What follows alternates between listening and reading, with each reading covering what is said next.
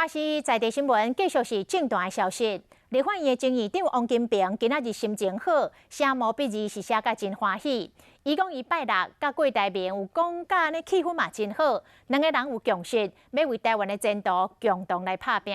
那台北市长郭文摕今仔日就较活水咯，伊来痛骂着蔡总统，虽然无贪污，但是边仔每一个人拢贪污，互现场的气氛是不止啊震动。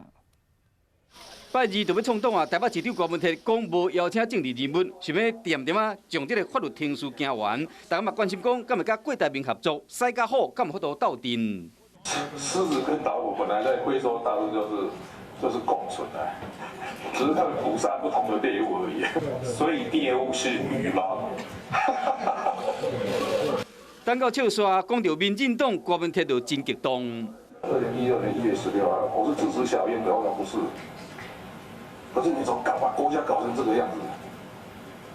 你没有贪污，可是你旁边的每个都贪污啊，不是吗？火气真大，顶的总统蔡英文记者一直问，希望伊讲清楚，避免有误会，无聊甲集会人员甲动落来。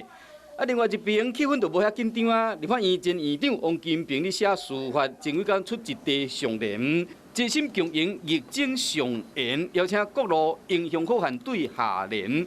要经下联简单，要过要经什么人来合作，就无遐简单啊。朱立兵前立委林国正做韩国瑜南部竞选总部执行长，这个现象敢讲是甲韩国瑜合作要拼2020总统的选举有可能啊？